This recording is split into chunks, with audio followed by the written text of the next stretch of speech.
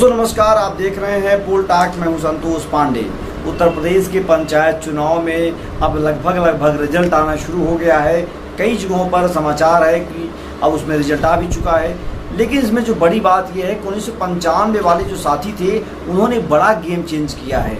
उन्होंने समाजवादी पार्टी के नेता अखिलेश यादव और प्रगतिशील समाजवादी पार्टी के नेता शिवपाल सिंह यादव को काफ़ी मजबूती प्रदान की है। उनके गढ़ में भी उन्हें जीत मिली है, जबकि विधानसभा चुनाव और लोकसभा के चुनाव में सपा अपने गढ़ में भी चुनाव हार गई थी। बड़ा संकेत यह है, शिवपाल और अखिलेश यादव अगर साथ आते हैं तो विधानसभा के चुनाव में काफ़ी बड़े परिणाम देखने को मिल सकते हैं। ये रुझान देखने के बाद समझ में आने लगा है। मैनपुरी में जहां वहीं संजय यादव को भारतीय जनता पार्टी ने टिकट देकर के यह बात साबित किया था कि अब सपा के गढ़ में सेंध लगानी है, लेकिन संजय यादव 1900 वोटों से हार चुके हैं। और बड़ी बात यह है कि इसी बात को लेकर के भारतीय जनता पार्टी में बड़ी खुशहाली थी, उनका जिला पंचायत अध्यक्ष चुना जाएगा।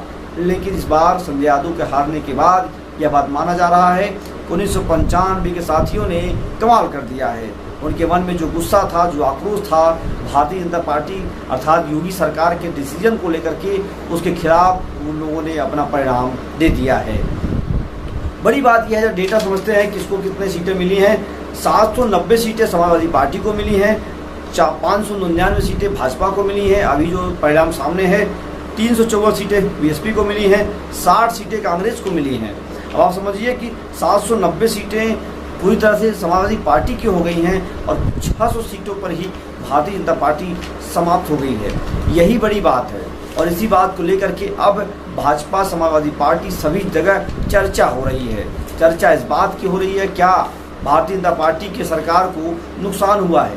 योगी के निर्णयों ने योगी को नुकसान करा दिया है। लगातार चुनाव जीतने वाली भारतीय जनता पार्टी को इस बार इस पर जरूर चिंतन हो रहा है कि आखिर ये कैसे हो गया है।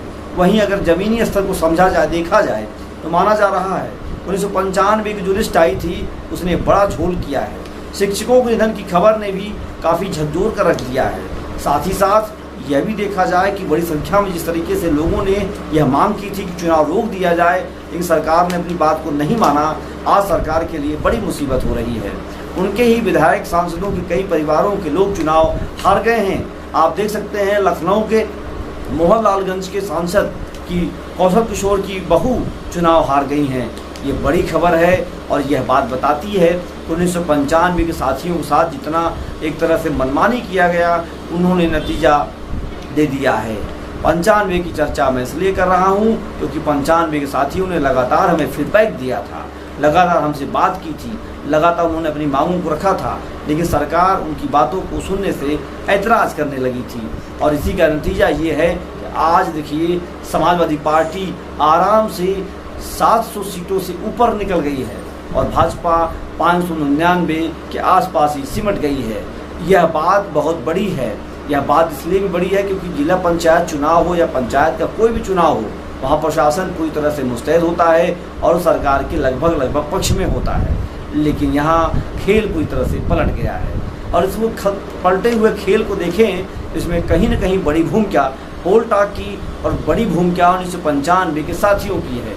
जिन्हें नहीं लगती होगी ये बातें वो न समझें, लेकिन यह बात ज़रूर समझिए, ये हमारे आपके आंदोलन का ही असर है कि जो आज भारतीय जनता पार्टी की सरकार को नुकसान हो रहा है। सरकार किसी दल की होती, अगर मनमानी करती उसके खिलाफ यही किया जाता। यहाँ हमारा किसी से निजी दुश्मनी नहीं है, न ही किसी से निजी हमारी कोई विरोध है। यहाँ मसला था 95 का, जिसे लेकर के ज़मीन पर विरोध देखा गया। आप देख रहे हैं पोल टॉक, लगातार आपकी लड़ाई जारी रहेगी। धन्यवाद। जय हिंद, जय भारत।